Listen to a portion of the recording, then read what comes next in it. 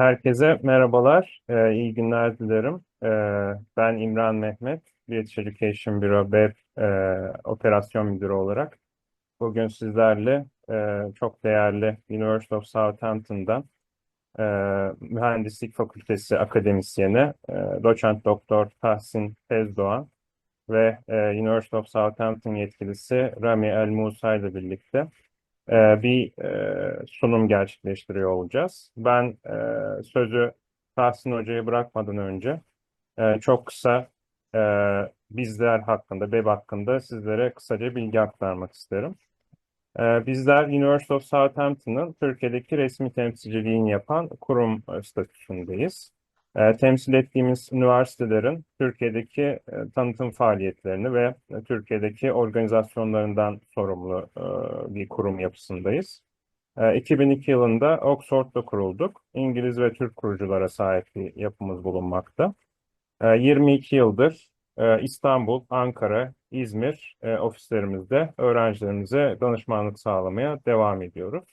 Uzmanlık alanımız tamamen Birleşik Krallık ve İrlanda eğitim sistemi üzerine. Üniversitelerin giriş şartları, başvuru süreçleri, konaklama, vize süreçleri gibi tüm aşamalarda öğrencilerimize destek olmaya devam ediyoruz. Tüm kadromuz, danışmanlık kadromuz Birleşik Krallık ve İrlanda eğitim sistemine hakim ve bu alanlarda uzmanlaşmış bir yapıdan oluşmakta.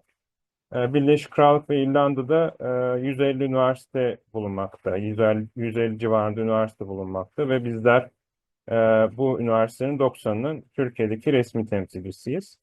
Dolayısıyla biraz önce bahsetmiş olduğum tüm süreçlerde öğrencilerimize kapsamlı olarak danışmanlık desteği sağlamaktayız. Bu hafta tabii webinarlarımız, University of Southampton webinar haftamız devam ediyor. Yarın, Perşembe günü ve Cuma günü yine akademisyenlerimizle webinarlarımız olacak. Onlar için de yine bizleri internet sitemiz, Instagram ve Facebook sayfalarımızdan da takipte kalabilirsiniz. Yine Birleşik Krallık, University of Southampton özelinde ve Birleşik Krallık'ta eğitimle ilgili olarak İstanbul, Ankara, İzmir ve Lefkoşa ofislerimize de e, bu numaralardan ulaşabilirsiniz. Sunum sonrasında sorularınızla ilgili chat box üzerinden ya da el kaldırma butonuyla bizlerle paylaşımlarda bulunabilirsiniz. Tüm soruları Tahsin Hoca'nın sunumunun ardından yanıtlıyor olacağız. Thank you so much. Tyson, it's yours now. Okay, thank you very much. Herkese merhaba. I'll just share my screen in a minute. Just give me a second, please. Okay, can you see the slides in the presentation mode? Okay, That's great. not a full screen now, but Can you see my notes as well? yeah. Okay, no, then I will share the other way around. How is it? Is it better? Yeah, that's better now. Okay, great. So good afternoon, I guess. In Turkey it's 5 p.m. So my name is Tahsin Tezdoğan. I'm an associate professor in maritime engineering at the University of Southampton. So I'm within the School of Engineering. It's my pleasure to welcome you to this webinar on marine renewable energy systems in the UK. So today we'll focus on particularly offshore wind energy, which is a crucial area in the transition to sustainable energy solutions. Right, so as you know, wind power has a long history of being used for practical purposes, such as milling grain and pumping water. So today it serves as a pollution-free means of generating electricity. So since the end of 19th century, there have been attempts to harness wind energy for electrical power, but the technology only became sufficiently mature in the 1980s. Now wind power is one of the most cost-effective and rapidly growing renewable energy technologies available making it a cornerstone of global sustainability efforts. Right, so wind conditions, as you can see from this figure, wind conditions vary greatly near the ground due to the roughness of the Earth's surface and obstacles such as hills. These features affect the wind in a non-linear way, with local phenomena like monsoons, sea breezes, and mountain winds further influencing wind patterns. So rough surfaces reduce wind speed near the ground and increase turbulence, making it necessary to place wind turbines at greater heights to maximize their efficiency. So large wind turbines offer significant advantages. Economies of scale make them capable of producing electricity at a lower cost. They are particularly well suited for offshore wind power, where tall towers can make better use of wind resources. So for instance, as you can also see from the top of this figure, so turbines over 125 meters tall can generate up to 6 megawatt of power, demonstrating the efficiency of these designs. Right, so offshore wind farms, as you know, are really popular now in some countries, including the UK and China. And they are highly effective due to the low surface roughness of the sea, which results in high wind speeds. This makes offshore installations capable of generating significantly more power compared to their onshore counterparts, so contributing to the increasing adoption of this technology worldwide. So now in the rest of my slides, I would like to focus on offshore wind turbines. So offshore wind farm designs are nearly identical to onshore setups, but offer up to 50% more power. Of course, you also need to think about the substructures for these. Either you can fix them to the seafloor or they can be floating. So they are particularly suitable for large megawatt turbines and benefit from the flat sea surface, which allows for high wind speeds because, as I just said, because of low roughness. Additionally, offshore turbines require shorter towers, which reduces cost and minimizes visual impact. The advancements in cabling and foundations, such as burying cables with the high pressure water jets, have further enhanced the feasibility of these projects. Now, in the UK, we have sufficient expertise and technology which allows us to deploy these technologies in oceans.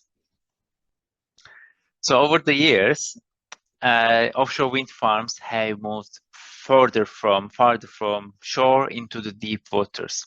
So by the end of 2015, the average water depth for grid-connected wind farms was 27.1 meters, and the average distance to shore was 14.3 kilometers. So I couldn't see recent statistics, but I suspect then since then the offshore wind turbines went to the even deeper waters. Notably, projects in Germany average for 52 kilometers offshore, while UK projects were closer at 9.4 kilometers. So these deployments highlight the growing capabilities of the industry to adapt to diverse marine environments and also the challenges. Right, so what you can see in this photo is some, I guess, floating or fixed structures, offshore wind turbines. So this is just to show the rough sea conditions that these structures are expected to work. Therefore, when designing an offshore platform, we also need to think about these challenges, which is not the case for onshore counterparts. So for offshore wind turbines, there are different types of turbine foundations which we teach and do research on. So it depends on the seabed conditions and how deep it is, but just to give some ideas, we have gravity. So let me find my laser point. Yeah, we have gravity-based foundations are made of reinforced concrete and are weighted down with sand or gravel, making them economical for depths up to 10 meters. So it's for shallow water. So we have monopiles. They are steel piles driven between 10 to 20 meters into the seabed, suitable for sandy conditions, but not for rocky locations. And we have also tripod or steel jacket foundations, as you can see, so which use 3 piles driven into the seabed and are ideal for deeper waters. So these foundation types demonstrate the adaptability of offshore wind technology to different environments. So this is also a typical figure as taken from Principled Power. So you can find these in different lecture notes. So the ones on the left, so are fixed platforms. The one on the right are floating platforms. So a monopile, as you can see here, is a large diameter steel cylindrical foundation structure used in offshore engineering, particularly for supporting offshore wind turbines. So it's driven into the seabed and relies on its embedment depth and the surrounding soil for stability. So monopiles are commonly used for shallow water areas, so between 0 to 30 meters, due to their simplicity and cost effectiveness. We have also a jacket platform here. So it's a type of fixed offshore platform supported by a lattice framework structure, which is better in terms of strength, which is made of tubular steel members. So the jacket is secured to the seabed using piles driven through the legs or skirts of the structure. So jacket platforms are suitable for deeper waters, so up to I think 50 meters, even maybe deeper now, and are widely used for oil and gas extraction as well as offshore wind turbines as well. So these technologies can also be used to extract oil and gas from offshore. We have also TLPs, so tension leg platforms. So they are floating offshore structures that is anchored to the seabed using vertical mooring lines called tension legs.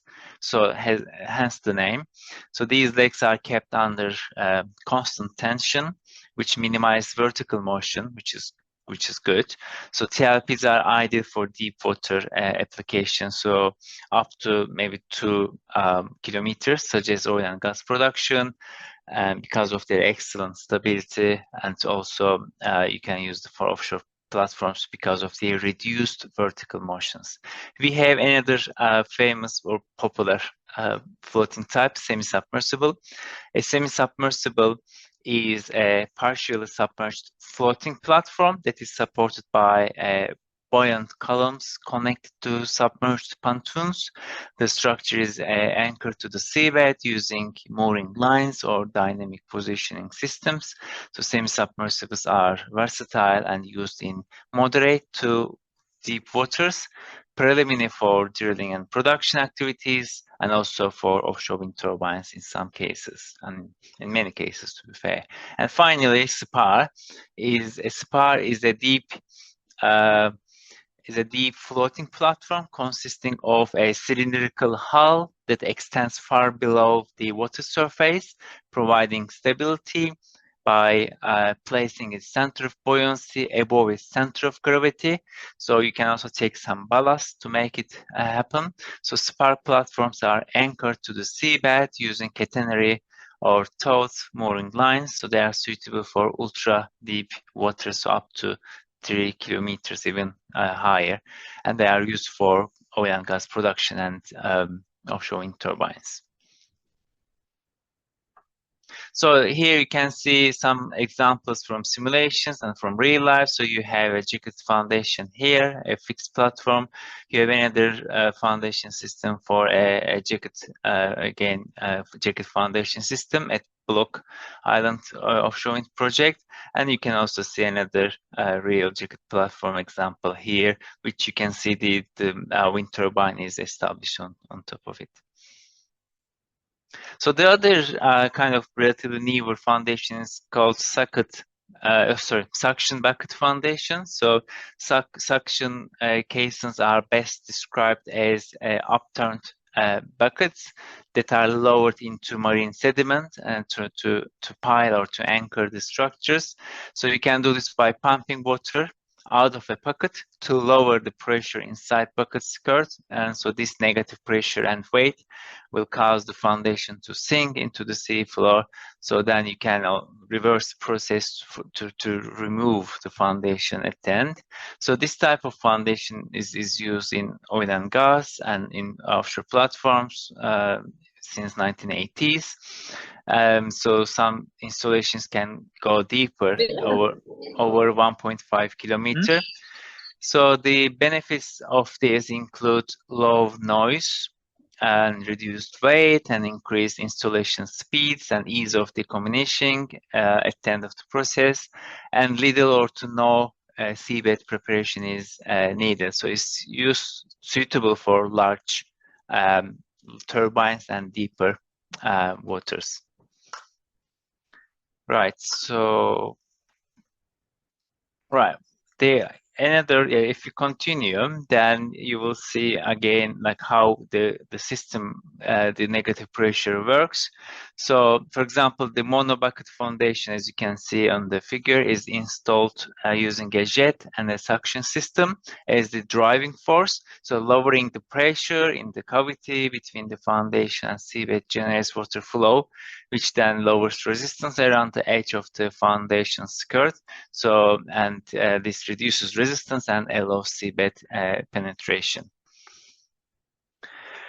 So if you look at deploying deep offshore technologies and key challenges, so there are technical and infrastructure challenges such as resource assessment. So how do you connect the energy to the grid, to the central grid, and also how to kind of secure their place and store the electricity if there is no direct grid connection.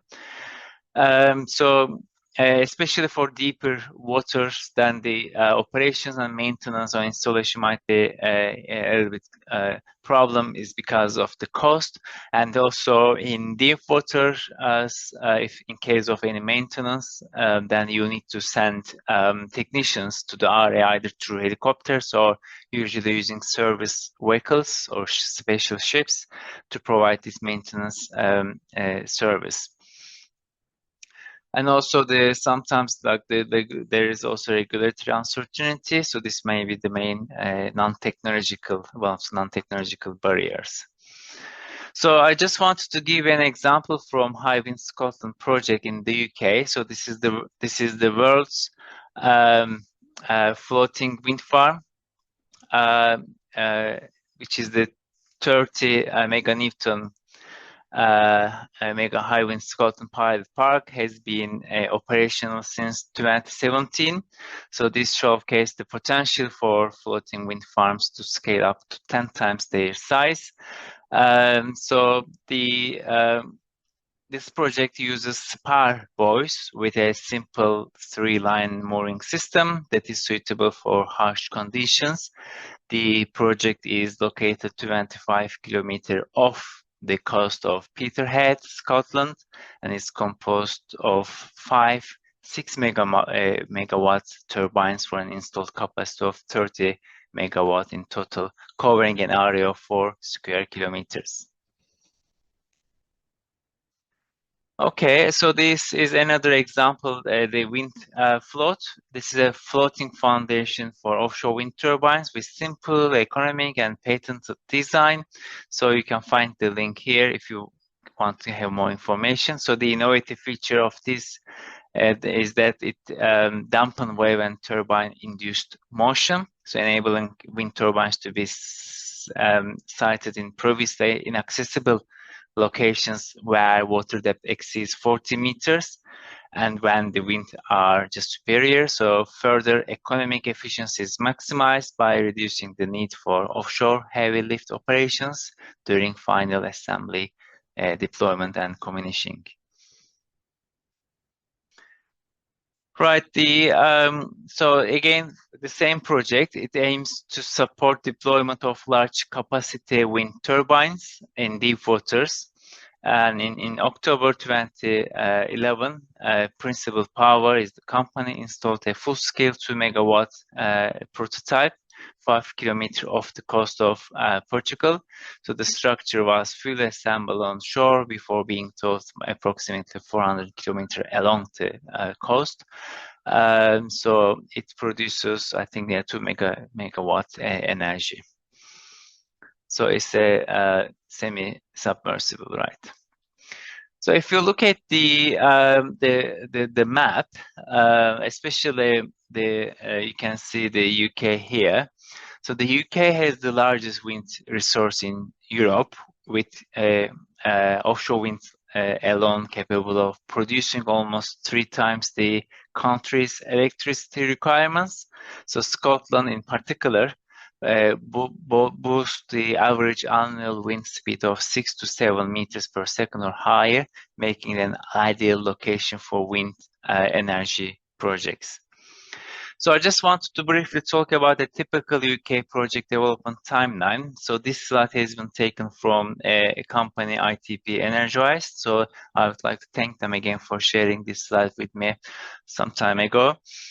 So a typical project, like a renewable energy project, especially wind tunnels or wind turbines, tidal turbines, may take up to 7 or 8 years. So it needs some time from the concept design and area and site finding through the feasibility studies, FEED study, environmental scoping, and the other concerns related to site investigations, onshore constructions, and then you need to get the consent granted from the government. Then you can start the constructions, procurement, and survey, and then you can get the first power. Then you can also fully commission the system. So it may take up to 7 or 8 years, covering various stages along the cycle. So this is really exciting, but it involves so many different engineering analysis, technical and economical and environmental analysis as well. So this is a super example of a group project, a group team or team working exercise for engineers. So then, but at the end of the day, you will have a fully commissioned and electricity generating system. And then there is now, given the climate change and the concerns around the emissions, so there will be likely to be more similar projects in the future all around the world. So then, of course, every project has a risk. So before I finish my technical presentation, I just wanted to mention that we have to manage the risks really efficiently. So we have to identify the risks right in the beginning and try to come up with a mitigation policies and mitigation strategies to minimize the risks.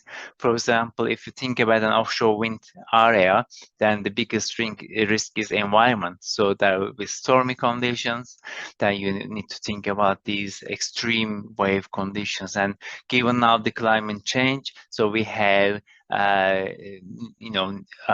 significantly larger waves and the stormy conditions, the frequency of the storms, the height of the waves changing. So we also need to design our structures to withstand these changing environment.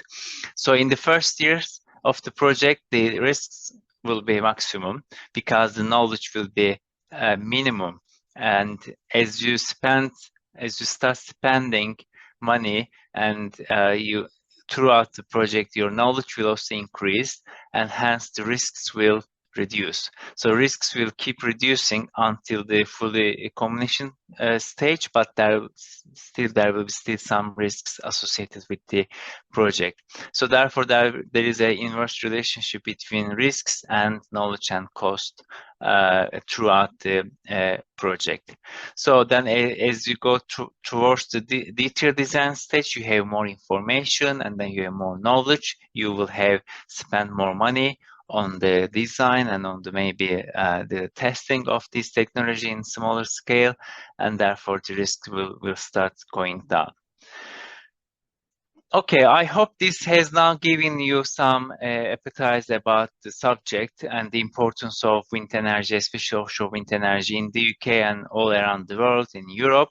So now I would like to ask my colleague Rami to maybe take over if he's available. And then if not, I will continue to talk about the university and the scholarship opportunities. Thank you. Absolutely. Thank you, Tahsin, for the great presentation. If you don't mind moving the slides, that'd be great. But yeah, I'm very happy that everyone has managed to attend today. And I'll be talking more about the university in general, in terms of who we are as an institution. Obviously, Southampton is part of the Russell Group Universities, top 100 in the world in the QS ranking, top 20 in the UK. It's in a lovely city in Southampton, which is 1 hour and 10 minutes away from London, as you can see the rankings for yourself. Next slide, please. Sure. Maybe I just added a slide here just to say that within the School of Engineering, we have these undergraduate and postgraduate programs. So this table also shows the postgraduate programs specifically, which you may understand, study renewable energy or energy transition in various MSc programs. And if you want to have more information about this, so you can click these links, which should take you to our undergraduate and postgraduate links. Sorry, Rami, over to you about scholarships. Absolutely, again. that's fine. Now, the good news is we've started offering good amounts of money of scholarships at the undergraduate level for students interested in studying engineering and computer science degrees. So our Faculty of Engineering is called the Faculty of Engineering and Physical Sciences. So it has both engineering and computer science. And we do offer scholarships, as you can see on the screen here, for £3,000 for students in their undergraduate degrees if they exceed the grades that we want them to achieve. And we also offer a presentation the university, and to be eligible for that scholarship, they have to apply separately and may be offered £10,000 or fully funded fees only for Turkish students. Next slide, please. The PGT scholarships, I would say, are more generous. We have the £5,000 Dean Postgraduate International Scholarships for students who have an excellent GPA. When I say an excellent GPA, 3.5 and above, if you're at university, or in percentage above 87%. So as long as the rating and the grading of your degree mentions excellent, you would qualify for the £5,000. And then you can still qualify for the excellent scholarship as a postgraduate student applying to Southampton who has an offer. So you can combine both scholarships, ending up possibly with more than £8,000 reduction on your fees. And the presidential scholarship as well applies for PGT students. Now, next slide, please. I'm sure you were aware or recently, this is a new development from the University of Southampton, that we have started accepting students from the lycée directly onto year one. Last year, this wasn't in existence. This is a new thing for Southampton, and we only take students from a selected number of schools. Our website will be updated in the next week in terms of knowing which schools exactly you can, if you're studying at, qualifies for you to go onto year one. But you can check with BEB. They have that information. If you email them directly, they can let you know whether your school has been approved or not. And then they would also give you a typical offer information on what you need to achieve. But the majority of grades that you have to have if you want to do engineering, the maths and physics have to be at really high grades in your final year, not below 85%. So 85% in maths, 85% in physics, and even higher depending on the subject you're interested in. So for aeronautical, aerospace, it may be higher than 85 up to 90%. For PGT, as I mentioned, our entry requirements, 3.5 is equivalent to a first, and 3.0 is equivalent to a 2-1. And the majority of the courses that we offer are a 2-1, have a 2-1 entry level. So you have to have a very good GPA in order to qualify to get onto any of our programs at the University of Southampton. Let's see next slide.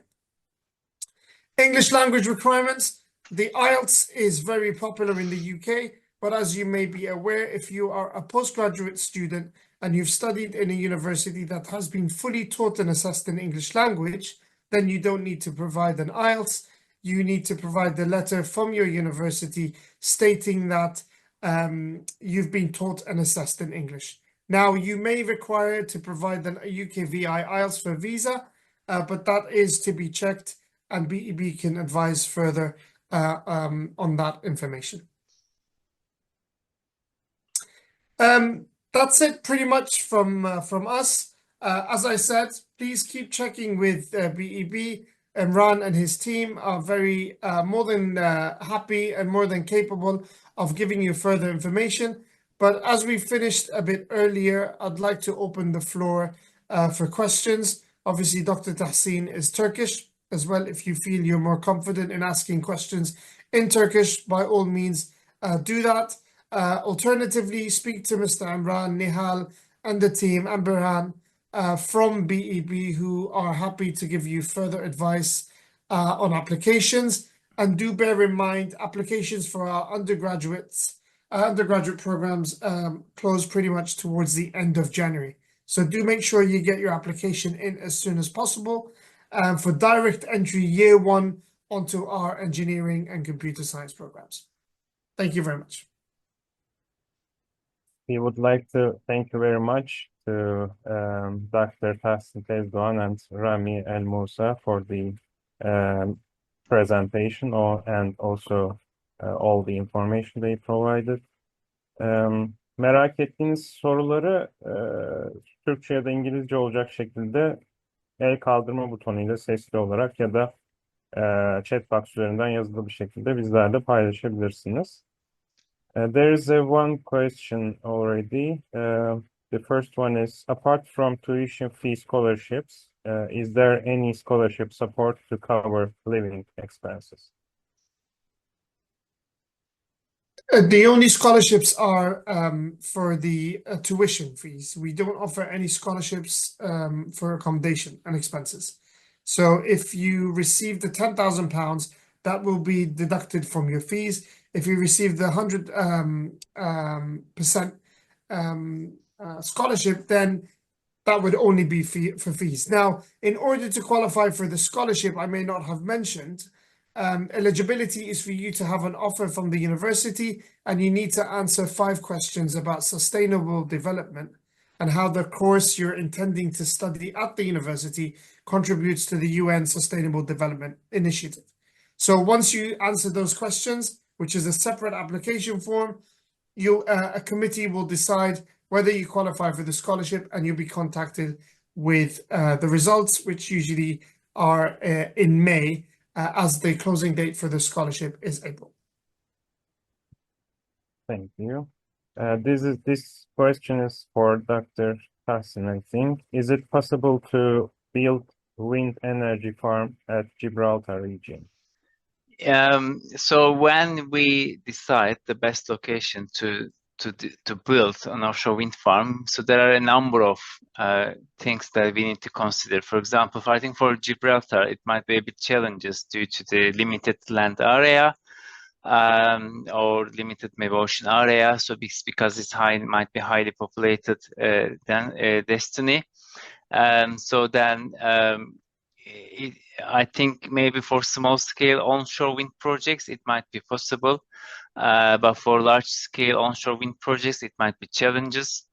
But for offshore wind, might be a better option. But it also depends on the route, because you can't put an offshore wind turbine in the route of the ships. So it should away from any military areas, any protected areas. So it shouldn't consider any earthquake faults, for example. So there are so many factors to consider to choose the best location. Of course, you also need to do a wind energy potential analysis. So depending on the wind data, you can decide what's the wind potential of the area, first of all. And then you need to consider if it is offshore wind, so what's the depth of the area, whether, as I said, whether it is away from these conditions such as military area or the shipping route areas. So the answer is not yes or no, but we need to be careful when choosing the location for that. Thank you very much. The following question is, what if my GPA is not considered because of I am a freshman? How will it be evaluated?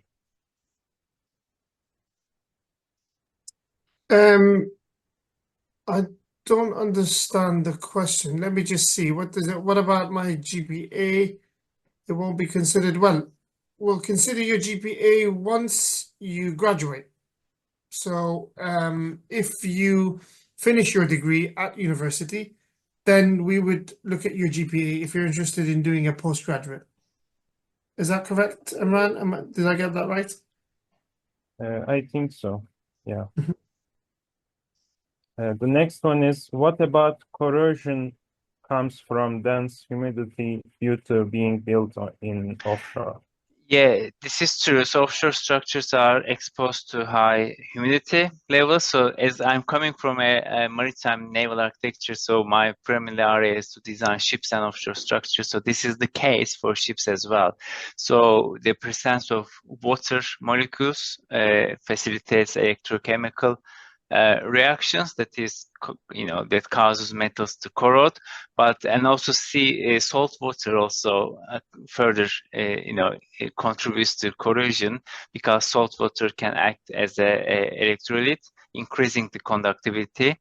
I think and also the temperature is another area. So if it is a warm region, then this also further contributes to the corrosion. But there are some strategies to use to mitigate corrosion in offshore environments, such as protective coatings, cathodic protection system, regular maintenance, the dehumidification and surface treatments, and applying corrosion inhibitors, etc. So there are a number of things that we can do.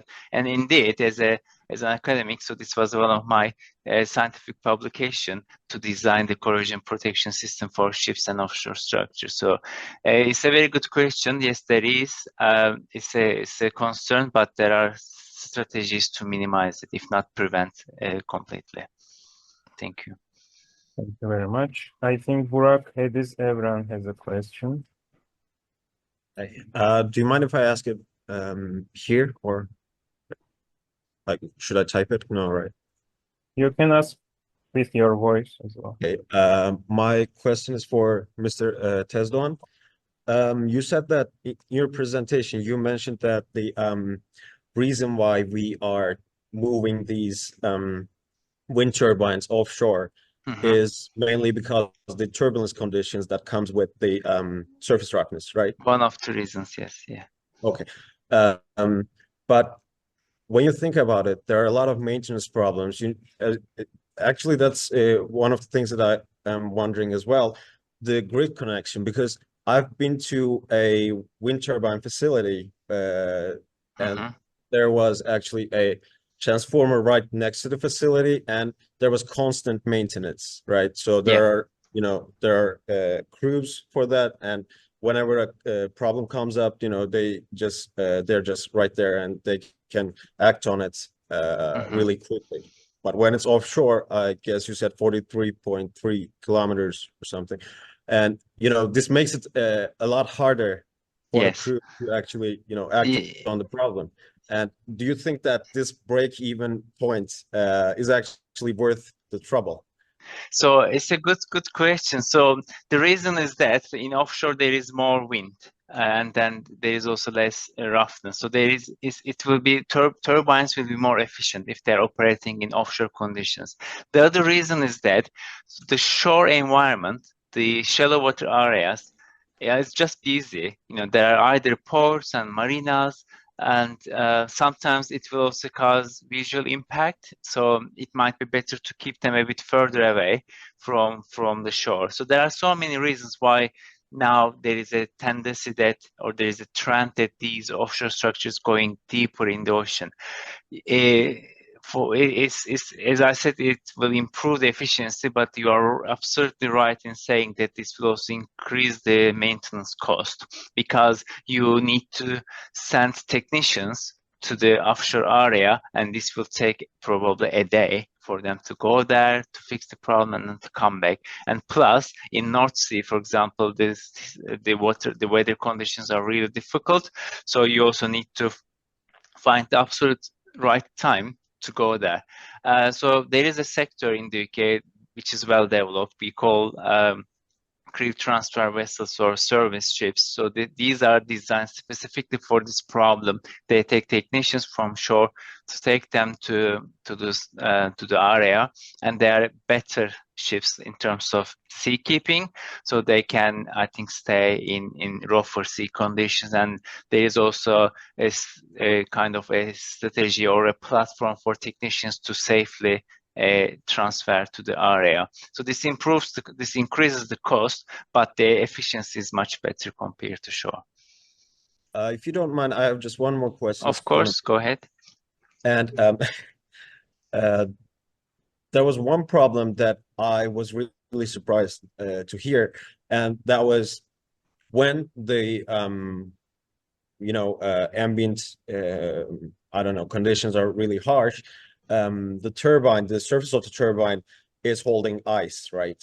And then this ice, it just throws it off somewhere else. And this poses a threat actually for the ships that that goes across, right? Or like, is there anything that is? I think you broke up a little bit when talking, but I think you said that these platforms have ice that they spread around. Is this? Yes. I'm not sure. I didn't hear that, or maybe it's a new thing. But I wasn't aware of this technology or this thing. But what I know, all of these turbines have a control system. So then, because we want them to operate in this condition of upright conditions. So, but because of the motions, although we try to minimize the motions through, the semi-submersibles or TLP systems, there will be still some motions, and there is a control system associated with the blades. Then the control will automatically bring to the structure to the upright position to get the maximum efficiency. Because if there is any angle of attack, the efficiency may reduce. So we want to keep them upright. Thank you. Okay, thanks, Burak. Thank you so much. With the previous question, I think that's for Rami. He wanted to say he just started the university and don't have a GPA yet, or he is in preparation school for learning English. So will you consider his application with high school degrees or anything?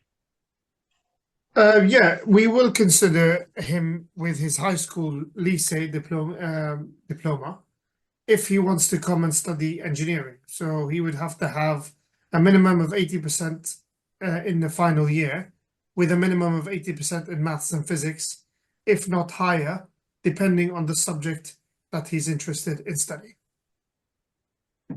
Thank you very much.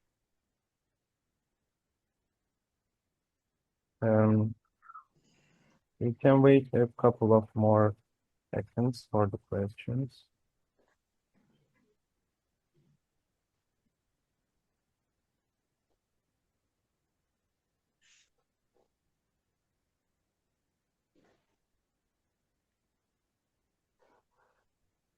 What would you suggest to the students who plan to attend PGT programs specifically in sustainable energy technologies? Right. What would you suggest to students?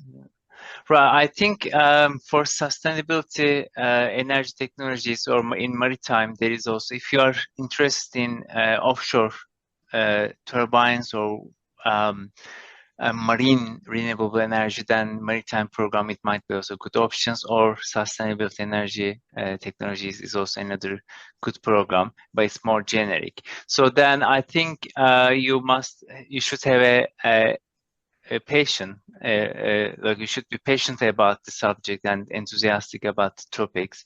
So when you apply to PGT, you also write a personal statement, and what makes you to apply to this program is also an important admission criterion for us to decide. So just to explain why are you hoping to study this. So you may tie this with any career plans, graduate opportunities, and any career plans for the future might be a good answer to that. So you can also, if you want to be a successful student in this program, so you can, read magazines and try to stay in the state of the art, and try to read as much as you can about the recent developments, because this sector is changing rapidly. There are new technologies that are developing every day or every time. So therefore, you may want to just to stay up to date or keep yourself with the state-of-the-art developments all around the world, and then you can look at the country's regulations, energy regulations, and energy aims. So this may also provide you some motivation for your studies. So this will also prepare you for your research project, because in PGT or in master, you will have a MSc research project. We also call it thesis, so that you will develop an individual research project. I think this will also support you when you start thinking about your individual project at the university. Thanks so much for the information. Thank you. I think we covered all the questions so far. Maybe we can wait for a couple of more seconds. So one more question. How would you rate the success of the international students who attended the PGT programs? Were they able to employ it in the UK easily? Yeah, so in master level, so majority of our students are postgraduate students.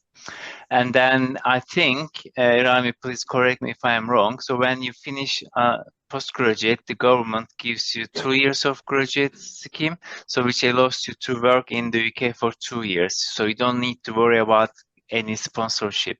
So, and yes, students can work in the companies, in the companies in their fields. There is no problem with this. So there is therefore need for skilled workers, engineers in the UK. So once you finish your program, because all of our programs, I think in engineering especially, are accredited.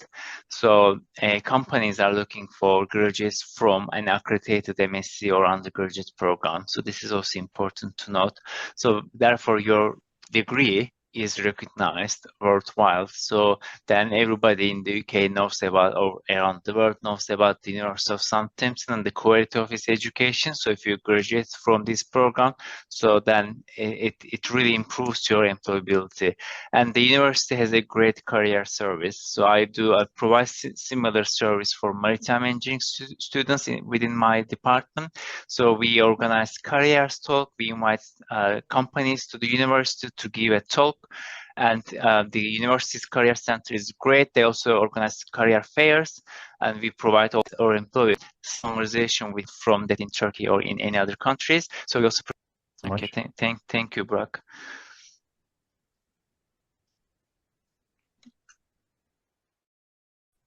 Okay, I think these are the all questions that Okay. Dr. Kezban and Rami and Musa. Thank you. I for would your like time to, and all the information. yeah, I would like to thank BEB for organizing this and also from their evening. So we really appreciate it. So thanks so Thank you much. very much. Thank you, Imran, and thank you everyone for attending. And hopefully we'll see you very soon, both of us, myself and Dr. Tazdogan in Turkey. Thank you. Thank you. you. Have a lovely Bye evening. bye. Have a nice day. Bye. Bye. Bye. Bye. Bye.